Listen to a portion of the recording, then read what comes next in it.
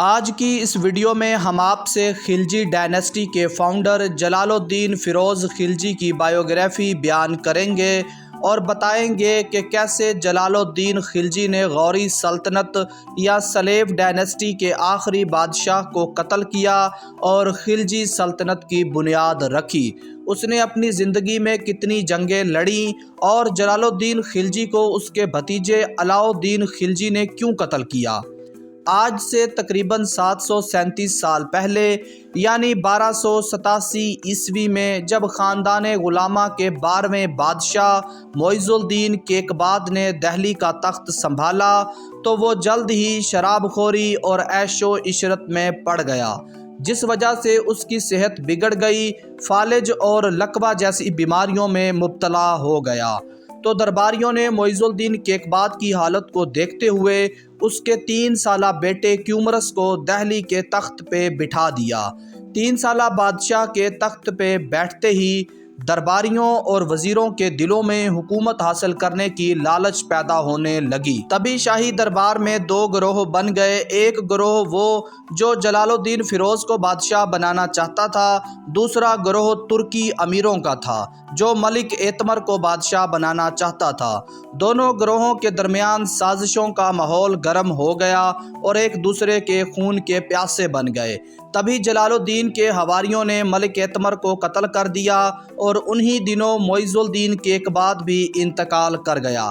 اس کے بعد جلال الدین خلجی نے 3 سالہ بادشاہ کیومرث کو تخت پہ بٹھایا اور خود اس کا وزیر بن گیا اور سلطنت کو اپنے کنٹرول میں کر لیا۔ مگر کچھ ہی دنوں بعد جلال الدین خلجی نے کیومرث کو مار دیا اور تخت پہ بیٹھ گیا۔ یہاں ہم آپ کو بتاتے چلیں کہ کتاب تاریخ پنجاب کے مطابق جلال الدین خلجی نے کیومرث کو نہیں بلکہ اس کے والد معز الدین کیقباد کو قتل کر کے تخت حاصل کیا تھا۔ اور یوں 1290 عیسوی میں جلال الدین فیروز خلجی نے 70 سال کی عمر میں خلجی سلطنت کی بنیاد رکھی۔ جلال الدین خلجی بادشاہ بنتے ہی سلطنت کے معاملات کو ٹھیک کرنے لگا، وزیروں اور جاگیرداروں کی ری شفلنگ کرنے لگا۔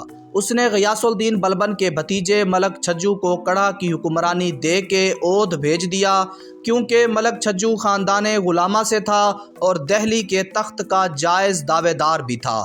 اس نے اپنے 3 بیٹوں کو مختلف خطاب دیے اور الگ الگ جگیروں سے نوازا۔ اس کے علاوہ اس نے اپنے بھتیجوں کو بھی مختلف خطاب دیے اور بڑے بڑے عہدوں پہ پوسٹ کیا۔ لیکن ابھی تک جلال الدین خلجی دہلی کے شاہی محل میں نہیں گیا تھا، بلکہ وہ ابھی تک دہلی کے کیلو کھیری محل میں تھا۔ جب اس نے دیکھا کہ اس کی شہرت کا سکہ ہر خاص و عام میں چل چکا ہے اور لوگ اس کو اپنا بادشاہ مان چکے ہیں، تو اس نے کیلو کھیری کا محل چھوڑا اور پوری تمکنت کے ساتھ دہلی کے شاہی محل کی طرف چل پڑا۔ جب وہ شاہی محل کے قریب پہنچا تو اس نے 2 رکعت نماز شکرانہ ادا کی اور تخت شاہی پہ بیٹھ کے اس نے کہا کہ میں خدا کا شکر کیسے ادا کروں کہ ایک وہ بھی وقت تھا جب میں اسی محل میں نیچے بیٹھا ہوتا تھا اور آج اسی محل میں تخت پہ بیٹھا ہوں۔ اسی دن جلال الدین خلجی نے محل میں ایک جشن منعقد کیا اور اپنی بیٹی کی شادی اپنے بھتیجے علاء الدین خلجی سے کر دی۔ دہلی کا تخت سنبھالنے کے بعد جلال الدین خلجی سلطنت کے معاملات کو درست کرنے لگا اور امن و امان سے حکومت کرتا رہا۔ مگر حکومت کے دوسرے سال کڑھا کے حاکم ملک چھجو نے بغاوت کا علم بلند کر دیا اور کڑھا میں اپنے نام کا سکہ جاری کر دیا اور بہت بڑا لشکر تیار کر کے دہلی پہ حملے کے لیے کڑھا سے روانہ ہوا۔ جب جلال الدین خلجی کو ملک چھجو کی خبر ملی تو اس نے اپنے بیٹے ارکلی خان کو لشکر دے کے ملک چھجو کے مقابلے میں بھیج دیا اور خود بھی فوج لے کے اپنے بیٹے کے پیچھے پیچھے روانہ ہو گیا۔ ملک چھجو اور ارکلی خان کی فوج میں جب جنگ ہوئی تو ارکلی خان نے ملک چھجو کی فوج کے بخیے ادھیڑ دیے اور ملک چھجو اپنی فوج کے ساتھ میدان جنگ سے بھاگ گیا۔ اس جنگ میں ملک چھجو کے کچھ خاص وزیر گرفتار ہوئے جن کو جلال الدین خلجی کے سامنے پیش کیا گیا۔ تو جلال الدین خلجی نے ان کے ساتھ بہت اچھا سلوک کیا اور ان سے کہا کہ آپ لوگوں نے جو کیا ٹھیک کیا ہے، آپ لوگ یہی چاہتے تھے کہ بادشاہت خاندان غلامہ میں ہی رہے، اس لیے ملک چھجو کا ساتھ دیا، مگر خدا کی مرضی یہی ہے کہ میں 70 سال کی عمر میں بادشاہ بن گیا۔ اور آپ لوگوں کو یاد ہوگا کہ جب غیاث الدین بلبن کا دور تھا تو آپ لوگ جب کبھی مجھ سے مسکرا کے بات کر لیتے تھے تو میں خوشی سے دیوانہ ہو جاتا تھا اور اپنے دوستوں کو بتایا بھی کرتا تھا۔ جب امرا نے جلال الدین خلجی کا یہ سلوک دیکھا تو وہ جلال الدین خلجی کے وفادار بن گئے۔ تبھی ملک چھجو بھی گرفتار ہو جاتا ہے تو جلال الدین خلجی اس سے بڑی محبت سے ملتا ہے اور اس کو اور اس کے خاندان کو ملتان بھیج دیتا ہے، جہاں اس کو ایک خوبصورت محل دیا جاتا ہے اور اس کی سہولت کا سارا سامان بھی فراہم کیا جاتا ہے۔ ملک چھجو کے بعد جلال الدین نے کڑا شہر کی حکومت اپنے بھتیجے علاء الدین خلجی کو دے دی اور خود دہلی چلا گیا۔ قاسم فرشتہ اپنی کتاب تاریخ فرشتہ میں لکھتے ہیں کہ جلال الدین اتنا نرم دل تھا کہ اس کی نرمی کا فائدہ اٹھاتے ہوئے چوروں نے چوریاں شروع کر دیں۔ جب کوئی چور پکڑا جاتا تو بادشاہ چور کو سمجھا بجھا کے گناہوں سے توبہ کرا کے واپس بھیج دیتا۔ جلال الدین کی اس نرمی کی وجہ سے اس کے وزیر بھی اس کو کرٹیسائز کرتے، مگر جلال الدین کسی کو کچھ نہ کہتا اور اپنے درویشانہ مزاج میں مست رہتا۔ شاہی درباریوں نے جب دیکھا کہ بادشاہ کسی کو کچھ نہیں کہتا تو وہ بادشاہ کے خلاف سازشیں کرنے لگے اور تاج الدین کوچی کو اپنا بادشاہ بنانے کا سوچنے لگے۔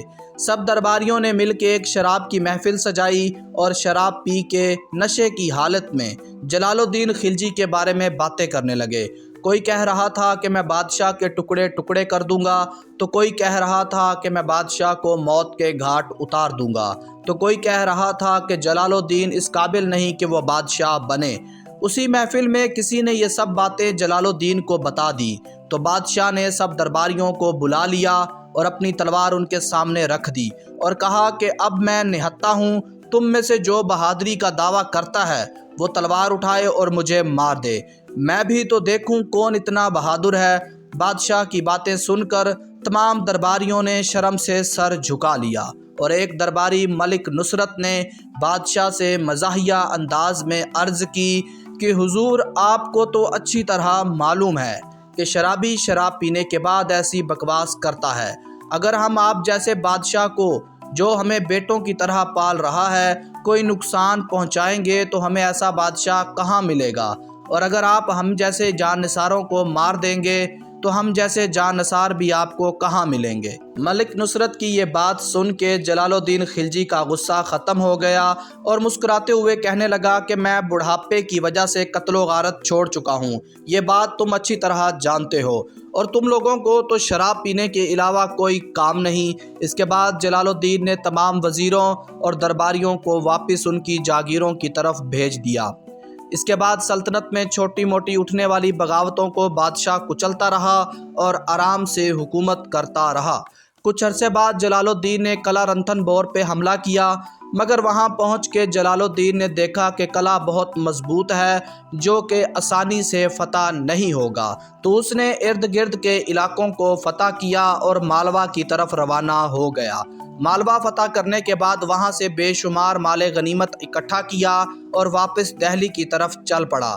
راستے میں قلعہ رنتھن بور سے گزرا تو بادشاہ کے ایک وزیر نے کہا کہ ہمیں یہ قلعہ فتح کرنا چاہیے ورنہ رنتھن بور کا راجہ فتنہ فساد پھیلائے گا۔